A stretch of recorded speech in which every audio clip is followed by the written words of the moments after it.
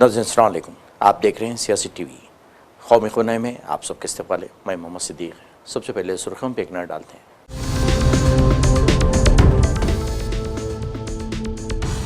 मरकज़ी हुकूमत सियासी इंतखाम के तहत कांग्रेस के आला क़ायदीन को निशाना बना रही है, मल्लिकार्जुन खड़गे का इल्ज़ाम।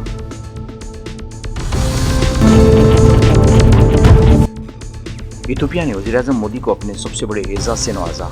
मोदी ने किया इज़हार तशक्कुर, कहा यह एजाज़ तमाम हिंदुस्तानियों का है।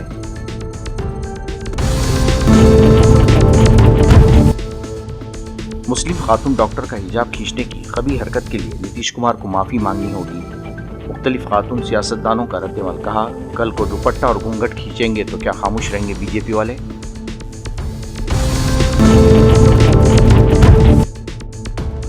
दिल्ली में आलूदगी के पेश नज़र 50% वर्क फ्राम होम का लुज़ूम, खिलाफ वर्जी पर कार्रवाई के इंतबाह।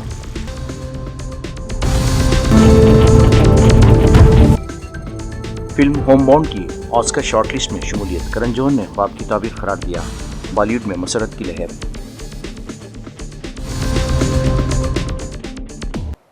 नई नीति सुर्खियां, अब खबरों की तफसील पेश है। कांग्रेस सदर मल्लिकार्जुन खड़गे ने मरकजी हुकूमत पर सख्त हमला करते हुए पार्टी के आला क़यादत के खिलाफ जारी कानूनी कार्रवाइयों को मनसूबाबंद सियासी इंतखाम करार दिया।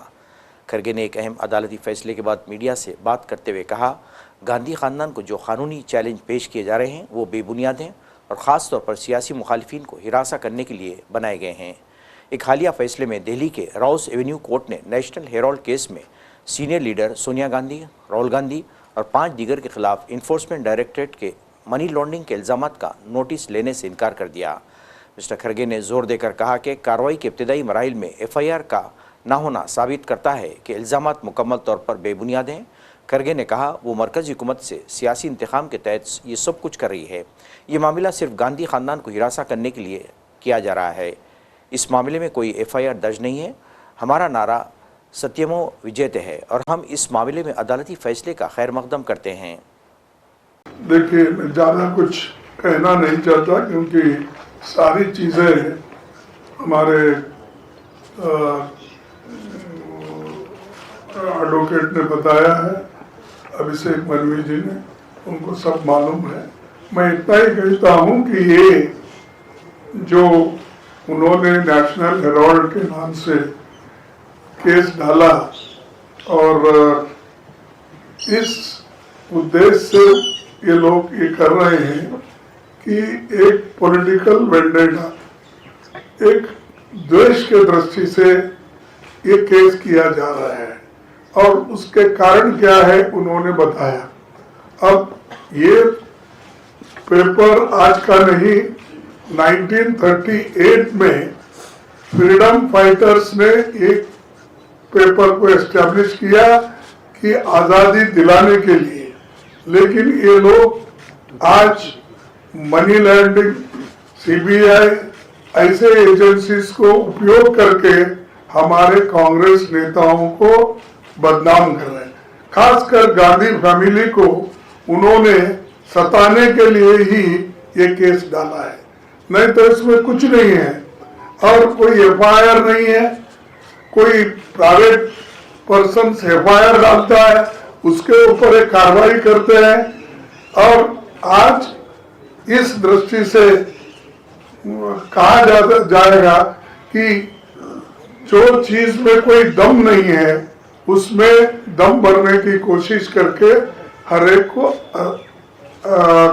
हरासमेंट कर रहे हैं।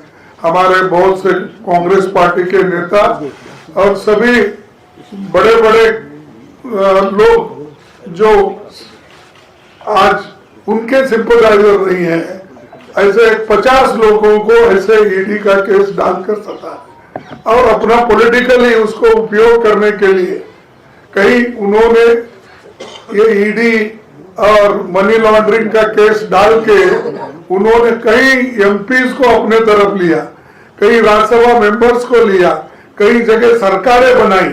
ये सारी चीजें वो किए हैं और आज फैसला न्याय के सत्यमेव जयते हमारा एक ये है स्लोगन, उसके तहत आज ये आया है।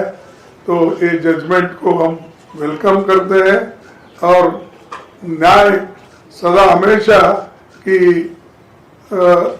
जो सत्य की हमेशा जीत होती। इसीलिए मैं इस जजमेंट का स्वागत करता हूं। जो इसके लिए मेहनत करे हमारे लोग, उनको भी मैं अभिनंदन उनका भी करता हूं और आप लोग इतने ठंडी में आए, आपको भी धन्यवाद। Thank you. वज़ीर-ए-आज़म मोदी को इथियोपिया के आला तरीन शहरी एजाज़ अजीम एजाज़ निशान से नवाजा गया। इथियोपिया के इस एजाज़ के साथ वज़ीर-ए-आज़म मोदी को अब दुनिया के मुख्तलिफ ममालिक से तकरीबन 28 आला तरीन शहरी एजाज़ात मिले हैं। इथियोपिया का आला तरीन शहरी एजाज़ हासिल करने के बाद वज़ीर-ए-आज़म मोदी ने कहा कि ये एजाज़ तमाम हिंदुस्तानियों का है। वज़ीर-ए-आज़म मोदी ने कहा कि मैं तमाम हिंदुस्तानियों की तरफ से इंतहाई आजिज़ी और शुक्रगुजारी के साथ इस एजाज़ को कबूल करता हूँ। ये एजाज़ अनगिनत हिंदुस्तानियों का है जिन्होंने हमारी शराकतदारी को शक्ल दी। मेरे लिए सौभाग्य की बात है, मैंने आज दोपहर ही इथियोपिया में कदम रखा है और आते ही मुझे यहां के लोगों से एक अद्भुत अपनापन और आत्मीयता मिली है। प्रधानमंत्री जी स्वयं मुझे एयरपोर्ट पर लेने आए, फ्रेंडशिप पार्क और साइंस म्यूजियम लेकर गए। आज शाम यहां की लीडरशिप से मेरी महत्वपूर्ण विषयों पर चर्चा हुई है। ये सब अपने आप में एक अविस्मरणीय अनुभव है। फ्रेंड्स, अभी अभी मुझे ग्रेट ऑनर निशान ऑफ इथियोपिया के रूप में इस देश का सर्वोच्च सम्मान प्रदान किया गया है। विश्व की अति प्राचीन और समृद्ध सभ्यता द्वारा सम्मानित किया जाना मेरे लिए बहुत गौरव की बात है।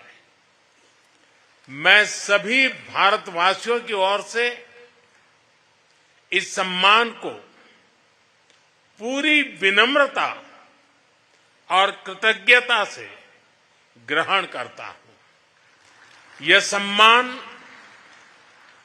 उन अनगिनत भारतीयों का है जिन्होंने हमारी साझेदारी को आकार दिया।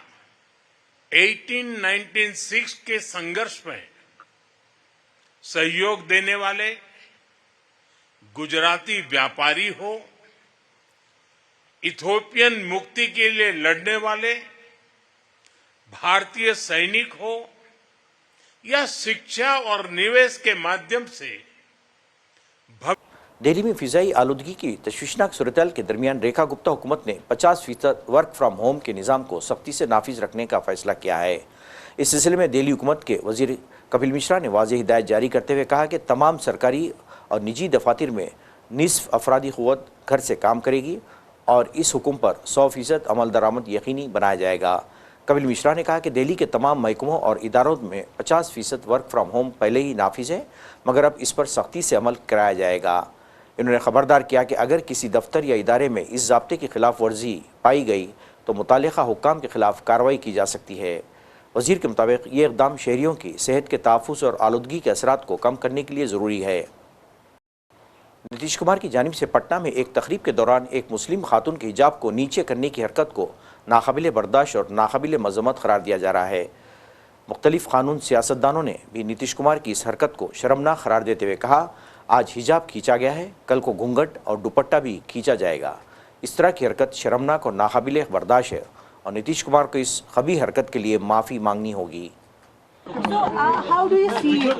क्योंकि मतलब as a woman लगता है हमें तो नहीं लगता। बहुत शर्म की बात है और नीतीश जी का हम थोड़ा सा लिहाज करते हैं क्योंकि वो बुजुर्ग हैं, लेकिन अगर आप इतने बुजुर्ग हैं कि आप खुदा ना खास्ता इतना सीनाइल हो गए हैं कि एक तरफ से आप उनके हाथ में डिग्री थाम रहे हैं और दूसरे हाथ से आप उनका नकाब निकाल रहे हैं। नीतीश जी, आप बिहार को हेड करते हैं, आप बिहार के चीफ मिनिस्टर हैं, वहां मुसलमान भी बहुत सारे लोग रहते हैं।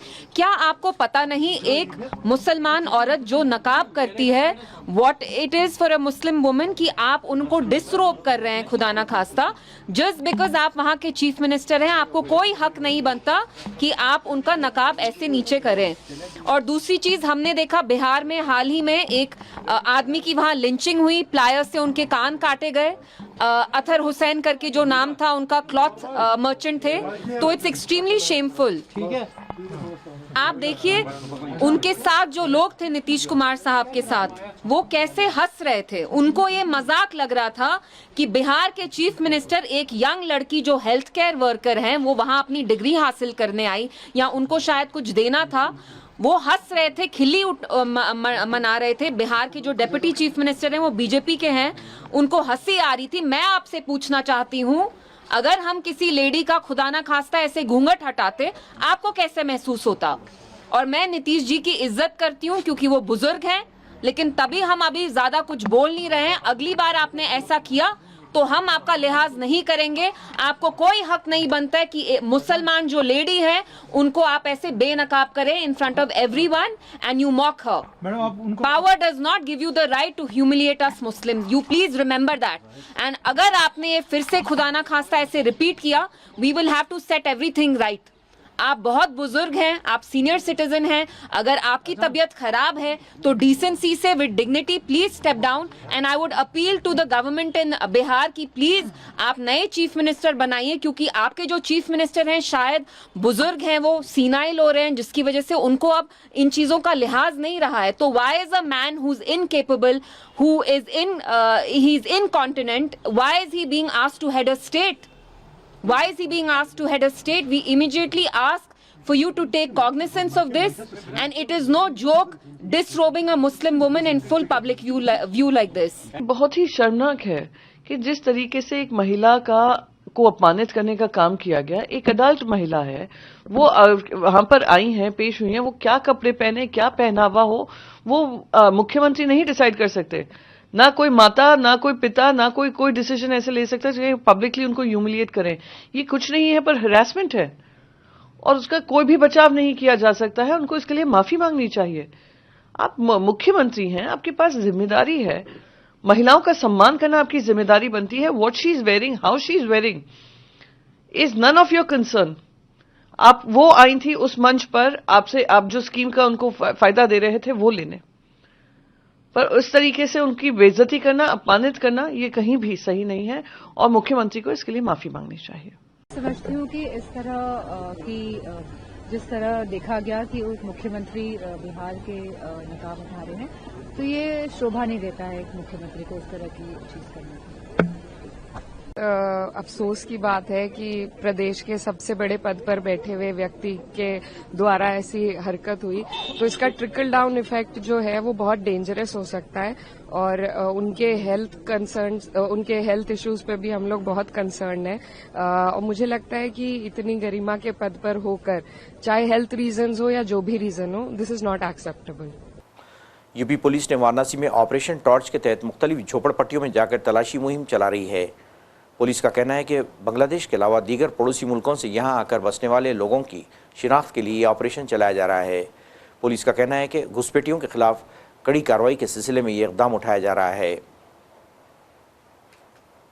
जो हमारा ये शासन से और डीजीपी मुख्यालय से सीपी सर के निर्देश से ऑपरेशन टॉर्च चलाया जा रहा है, जिसमें हमारे द्वारा ये वेरिफिकेशन की जा रही है कि जो यहाँ के मूल निवासी नहीं हैं लेकिन यहाँ के बाशिंदे हो गए हैं, कुछ समय से यहाँ पर रह रहे हैं, ऐसा तो नहीं कि वो बांग्लादेश से या एनिमी कंट्रीज से यहाँ पर आके निवास कर रहे हैं, क्योंकि इनके पास जैसे यही इन्हीं जो 15 घर आप देख रहे हैं जो झुग्गी झोपड़ी की फॉर्म में, इनमें अराउंड 40 से 45 सदस्य रहते हैं। अब इनके द्वारा जो बताया जा रहा है कि ये पिछले 40 साल से यहाँ पर आके निवास कर रहे हैं, 2 साल से यहाँ पर हैं, इससे पहले ये दूसरी जगह पर रहते थे। तो इनके हमने एपिक कार्ड्स देखे, एपिक कार्ड्स ये अपने बंगाल के दिखा रहे हैं, यहाँ का भी इनका आधार कार्ड बना हुआ।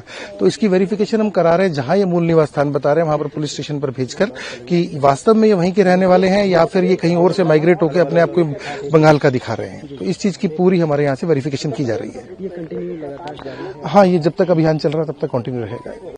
उत्तर प्रदेश में अखलाक मॉब लिंचिंग केस एक बार फिर बहस के मरकज में है। रियासती हुकूमत की जानिब से इस मुकदमे को वापस लेने की दरख्वास्त पर गवर्नर की मंजूरी के बाद माहिरीन कानून और सिविल सोसाइटी के हलकों में शदीद तशवीश पाई जा रही है। हुकूमत के इस कदम को इंसाफ के अमल पर बराह रास्त ज़र्ब करार दिया जा रहा है। इसी हफ्ते उत्तर प्रदेश के ज़िले गौतम बुद्ध नगर के फास्ट ट्रैक कोर्ट ने 2015 के दादरी लिंचिंग केस में तमाम मुलजिमीन के खिलाफ मुकदमा वापस लेने की सरकारी अर्जी पर अपना फैसला सुनाने वाली है। रियासती हुकूमत के खुसूसी वकील ने अदालत को आगाह किया, इस सिलसिले में गवर्नर की इजाज़त हासिल कर ली गई है। इस फैसले पर सिविल सोसाइटी और कानून के माहिरीन ने सख्त रद्दअमल जाहिर किया है। उनका कहना है कि जुर्म के 10 बरस बाद जब मुकदमा अपने आखिरी मरहले में है, इस तरह की कार्रवाई इंसाफ के तसव्वुर को कमज़ोर करती है और ख़तरनाक मिसाल कायम करती है। गोवा क्लब में हालिया दिनों लगी आग के बाद मफरूर इस क्लब के मालिकीन 2 भाइयों गौरव लोथरा और सौरभ लोथरा को दिल्ली में आखिरकार हिरासत में ले लिया गया। पुलिस ने बाद में इन मुलजिमीन को गोवा पुलिस के हवाले कर दिया। गोवा पुलिस ने क्लब मालिकीन को गोवा मुंतकिल किया है। अदालत ने इन दोनों को 18 दिन की अदालती तहवील में दे दिया है, जहां उनसे इस भयानक आग के हादसे की वजूहात पर पूछताछ की जाएगी। फिल्म होमबॉन्ड ने हिंदुस्तानी सिनेमा के लिए एक काबिल फ़ख्र लम्हा रकम किया है। इस फिल्म को 98 एकेडमी अवार्ड्स ऑस्कर में बेहतरीन बैनुल-अक़वामी फ़ीचर फिल्म की कैटेगरी में शॉर्टलिस्ट किया गया है, जिसके बाद फिल्मी दुनिया में खुशी और जोश व खरोश की फ़िज़ा कायम हो गई। फिल्म मारूफ फिल्मसाज करण जौहर के होम प्रोडक्शन के तहत बनाई गई है और इसकी कामयाबी को पूरी टीम ने एक ख्वाब की ताबीर करार दिया है। फिल्म के ऑस्कर शॉर्टलिस्ट में शामिल होने को जज्बाती लम्हा बताते हुए कास्ट और क्रू ने सोशल मीडिया पर अपनी खुशी का इजहार किया है। फिल्म होमबॉन्ड में कोरोना वबा के मुश्किल दौर को पस मंज़र में रखते हुए आम इंसानों की ज़िंदगी, तन्हाई, बेबसी और उम्मीद के जज्बे को निहायत हिस्सास अंदाज में पेश किया गया है। फिल्म दिखाती है कि लॉकडाउन, समाजी दूरी और गैर यकीनी हालात के बीच इंसान अपने रिश्तों, यादों और घर वापसी के एहसास से किस तरह जुड़ा रहता है और किस तरह बहरान के वक्त इंसानी हौसला और बाहमी वाबस्तगी नई मानवियत इख्तियार कर लेती है। नाज़रीन, आखिर में सुर्खियों पे एक और नज़र।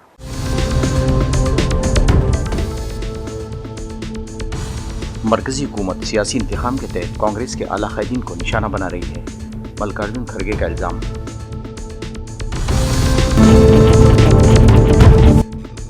इथियोपिया ने वज़ीर-ए-आज़म मोदी को अपने सबसे बड़े एजाज़ से नवाजा। मोदी ने किया इज़हार तशक्कुर, कहा यह एजाज़ तमाम हिंदुस्तानियों का है।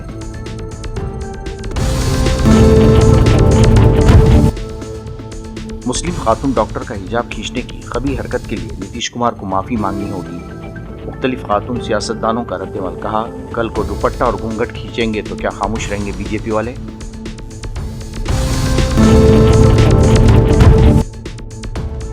दिल्ली में आलूदगी के पेश नज़र 50% वर्क फ्राम होम का लुज़ूम, खिलाफ वर्जी पर कार्रवाई के इंतबाह।